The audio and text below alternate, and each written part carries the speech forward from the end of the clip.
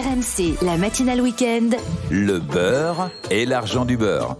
Bonjour Perico les gars. Bonjour Mathieu. Et bonne année, meilleurs vœux. Mais c'est vrai qu'on s'était pas vu depuis le 1er Famille, santé, janvier. bonheur. Et puis on va en avoir besoin. Oui, Hein, c'est sûr. Pourquoi? parce que c'est une année qui va être riche en recettes. Non, mais je vous attendais sur ce coup-là. Très bien, bonne réponse Perico. Non mais c'est vrai qu'on la démarre en plus dans le froid, On a marre dans le froid. dans la dureté. Oui. Alors il va falloir nous réchauffer ce week-end Perico. Mais vous savez, Mathieu, j'allais dire l'ADN de cette séquence de la matinale d'RMC est de tordre le cou à des idées préconçues comme quoi bien manger coûte cher et que la malbouffe est une fatalité. Eh bien, c'est faux. La malbouffe n'est pas une fatalité. Et on va aujourd'hui parler de soupe, cette bonne vieille soupe qui est la base du patrimoine alimentaire français, un peu délaissée par les familles, dont s'est emparée l'agro-industrie. Je suis allé hier pour préparer l'émission dans quelques supérettes parisiennes pour voir la collection. Les briques. Mais c'est fabuleux ce qu'il peut y avoir comme type, les poudres, les briques, les pots, Ça vous donne les envie, ça? bouteilles. C'est extraordinaire avec la diversité. Les ingénieurs de la soupe agroalimentaire qui planchent derrière un bureau devant une éprouvette pour créer cette multitude de recettes. Alors, très bien. Ça a le mérite d'exister.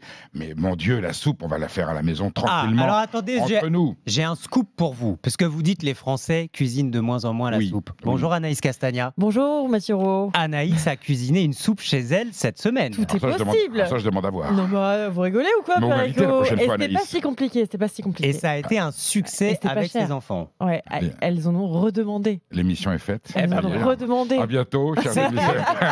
Non mais alors attendez, parce qu'on peut tout mettre dans une soupe, ça Oui. c'est sûr. Après, il y a un peu deux écoles, je voudrais que vous m'éclairiez là-dessus. Soit on coupe ses légumes, on met tout dans l'eau, on fait chauffer et on mixe, soit on fait rissoler un petit peu ses légumes avant. Alors, on fait suer les légumes. Je le tiens de grands cuisiniers français, Paul Bocuse, Georges Blanc, qui adore la soupe, qui adorait la soupe pour Paul Bocuse. Et il y avait toujours chez eux, de toutes les manières, même si ce n'était pas à la carte, il y avait toujours un potage du jour. Et c'est la tradition lyonnaise. Hein. Et donc, on coupe les légumes. Alors, ensuite, il y a le choix des légumes. Poireaux, pommes de terre. Est-ce qu'on rajoute des carottes, des navets ? On peut cuisiner tous les végétaux, rajouter... On peut mettre du quelques- chou, on peut Ensuite, mettre on des peut mettre- betteraves. Bien sûr, on peut varier jusqu'à la potée. On peut mettre un petit peu de protéines, un petit peu de lard, un petit peu de volaille, des œufs. Enfin bon, la soupe, c'est, j'allais dire, l'exercice le plus ouvert, le plus souple, qui permet l'imagination et qui est quasiment inratable. C'est rare d'avoir une mauvaise soupe. Et le secret pour extraire l'arôme du légume, c'est dans un petit peu de beurre. Si on est au sud de la Loire, un petit peu d'huile d'olive. On peut Oui. faire des soupes du méridional à la provençale avec du pistou. Sinon, au nord de la Loire, une grosse noix de beurre, vos légumes, alors en mirepoix ou en julienne, c'est la forme de la taille. Est-ce que c'est du petit cube, du petit dé? Est-ce que c'est en longueur? La soupe en général, c'est Ça de la change quelque mirepoix, chose, ça? ou sinon haché grossièrement. Bah, de toute façon, à la dans fin, c'est un mixé, dé. j'ai envie de dire. Voilà, alors attendez, vous le faites d'abord dans le beurre, vous faites revenir, comme si vous le risseliez dans une poêle, Mhm. et là vous allez voir, ces légumes qui sont compacts vont devenir un peu translucides, et ils vont suer leur eau, et c'est le fait qu'ils suent leur eau qu'ils vont commencer à extraire leur arôme. Et à c'est à ce partir- moment-là, voilà, on rajoute l'eau à ce moment-là, pour on faire le rajoute- bouillon. on rajoute l'eau. Alors, vous pouvez tricher un petit peu en rajoutant une eau avec les fameux bouillons cubes que l'on a dans les maisons, qui sont très corrects, qui sont très bien, ou vous laissez la saveur originelle intrinsèque de votre bouillon de légumes. Alors, faudra le faire cuire un peu plus longtemps, à feu. Le secret, c'est d'y aller doucement. Vous voyez, on peut faire une soupe rapide À feu à doux. ébullition. Il faut que ça infuse. Le secret, c'est l'infusion. Les faire suer, on ne perd pas en qualité du légume. Au contraire, vous Les allez extraire. vitamines ne vont Alors, pas faut partir. Pas trop le faire cuire non plus. Sans ça, vous allez aller un pont trop loin, vous allez passer à côté de, j'allais dire, la synthèse entre la saveur du légume végétal, hein, l'esprit du végétal et la cuisson. Il faut que juste suivre. C'est-à-dire, en fait, vous ouvrez la porte de façon à ce que le bouillon puisse rentrer dans le légume et qu'il y ait cette osmose, cette mixture, cette espèce de potion magique, j'allais dire. Et c'est la rencontre de, j'allais dire, le légume, il va vous raconter son sol, son paysage. Et puis, l'eau, tout est fait d'eau dans la cuisine. L'eau va s'en imprégner et vous avez au final votre soupe ou votre potage. Et dernière question, les courges, en ce moment, beaucoup de courges dans les soupes. Est-ce qu'on laisse la peau? Alors, pour le potimarron, on laisse la peau qui est importante. Vous savez, quand on l'oublie, elle vous le dit tout de suite sous la bouche. Hein. Crac, crac, ça commence à craquer, c'est de l'amertume. Et le bon vieux potiron, non. Et vous avez la butternut, on peut laisser la peau à condition qu'on l'ait hachée très finement. Pour le reste, le potiron et la courge classique, il vaut mieux éplucher. Le potimarron, il faut la garder. Même si c'est pas bio, même s'il y a eu des pesticides, etc. Vous savez, aujourd'hui, il y a tellement d'efforts il y a peut-être des légumes qui sont saturés de pesticides, mais dans ce qu'on trouve dans le marché aujourd'hui, surtout sur le marché français, il y a une conscience de la part des agriculteurs. Bio, c'est idéal, bien entendu, ça serait un petit peu plus cher, et encore pas forcément, mais en général, c'est de l'agriculture raisonnée, on peut y aller sans risque, on peut garder la peau des légumes et la peau des fruits. Et puis quand tout est bien cuit, on trempe le couteau pour voir si le légume est cuit, on mixe et ciao. Alors attention à la nuance, vous avez le soupe et le potage. Et vous avez ensuite la crème et le velouté. C'est-à-dire qu'une fois que vous avez fait votre soupe en légumes, soit vous la laissez avec les morceaux entiers, tels qu'ils sont là. Enfin, quand je dis entiers, voilà. Mais vous avez le morceau qui est séparé. Soit vous commencez à mixer un petit peu, ou vous le passez au presse-purée, à l'ancienne, vous savez, avec la manivelle. Si vous rajoutez une grosse louche de crème fraîche, il faut d'abord qu'elle soit bien beurrée. Le secret de la soupe, c'est voilà, faut être généreux sur le beurre au départ. Vous rajoutez une louche de crème, donc c'est une crème.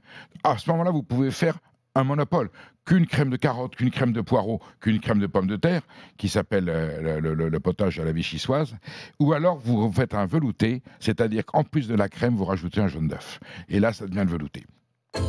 RMC, le beurre et l'argent du beurre. C'est un vrai plaisir parce qu'on est dans la cuisine de grand-mère. Hein. La soupe, par définition, on est dans la cuisine de grand-mère, c'est la cuisine de grand-mère. La cuisine de maman, la cuisine à l'ancienne. Sauf que vous le disiez, Perico, les industriels s'en sont emparés. Et Anaïs Castagna, regardons cette étude du magazine 60 millions de consommateurs qui a enquêté sur les soupes en briques, les soupes industrielles. Ça fait pas rêver. Oui, ils ont passé au crible d'une trentaine de références il y a quelques temps. Résultat, dans plusieurs soupes, 5 pesticides différents retrouvés.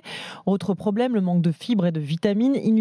Inutile de compter sur les soupes industrielles pour atteindre les 30 grammes quotidiens de fibres recommandés, dit le magazine. La teneur en sel est aussi trop élevée, ce qui permet de donner plus de saveur à ces soupes. Et ça pallie aussi souvent à la mauvaise qualité des légumes utilisés, mais c'est très mauvais évidemment pour la santé. Perico. C'est tout à fait normal. Comme ils compressent les prix, ils sont obligés d'utiliser des matières premières avec un prix de revient minimum, c'est-à-dire c'est de l'agriculture industrielle à très grande échelle. On peut parler d'usines à légumes, et il y en a encore en Europe, c'est pas forcément français, c'est du légume qui peut venir d'ailleurs, voire d'ailleurs de l'Europe. Et on ne le sait pas vraiment, là, et on hein, ne le sur sait ces pas vraiment, étiquettes-là, puisque la traçabilité n'est pas toujours obligatoire sur les produits importés. Ensuite, il va falloir compenser cette carence gustative de ces légumes qui sont cultivés en masse, qui évidemment n'ont pas d'âme, qui n'ont pas de personnalité. On va compenser d'abord des conservateurs. Il faut que cette soupe, quand elle est dans son flacon, dans son pot, dans son tétrabrique, qu'elle puisse se conserver longtemps. Vous avez vu qu'elle n'est pas au frigo. Hein. Alors, celles qui sont en réfrigéré sont évidemment meilleures, puisqu'elles ont une date limite de vente. Ça veut dire qu'elles sont préparées plus ou moins minutes. Et souvent, elles sont aussi dans un bocal en verre. Donc ça peut être un indice aussi. Ces jus d'orange qui sont dans le frigo, ils sont infiniment meilleurs que ceux qui sont dans un rayon sans épicerie à température normale. Vous imaginez la dose de conservateur qui est à l'intérieur, la dose de pesticides dans les légumes pour qu'ils soient justement plus faciles à cultiver, et vous le retrouvez au goût. Tout ça, vous le retrouvez au goût. Alors, il y a aussi au rayon surgelé, soupes surgelées. Mais très bonnes. J'allais dire, de l'industrie, du panel industriel, c'est celle vers lequel il faut aller. On va reciter... Il vaut mieux les soupes surgelées qu'en briques. Infiniment. Alors, si on veut aller dans l'industriel et ne pas faire sa soupe soi-même, ce qui serait malheureux, mais on peut comprendre qu'il peut y avoir une urgence ou quelquefois un manque de temps. Un soir, on rentre tard. Eh bien, toujours privilégier le produit surgelé au produit industriel conservé dans son conditionnement normal.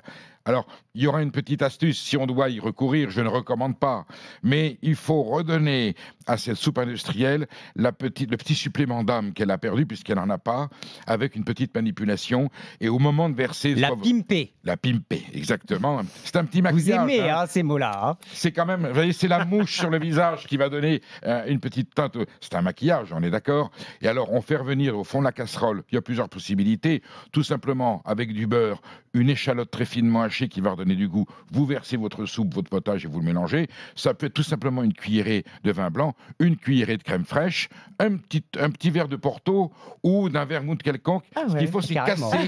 Là, vous Voilà. êtes en train de parler à Attention, Alex avec Castagna. modération parce que ça donnerait trop de goût. Ce qu'il faut, c'est casser, j'allais dire, le stéréotype du goût industriel. Vous savez, une soupe industrielle, on la Le reconnaît goût tout de suite. pas de goût. Elle vous des raconte rien. conservateurs. Si, puis vous avez cette petite note, j'allais dire, pas métallique, mais on voit bien que ça a Oui, été oui. fabriqué dans une machine. Mm. Voilà, c'est pas la soupe qui sort du chaudron que vous faites chez vous dans le coin de cuisine. Et donc, avec cette petite pointe, cette petite astuce, vous lui donnez, voilà, elle vous fait un petit clin d'œil. Ça vous arrive Elle de faire esquisse. ça? Bien sûr.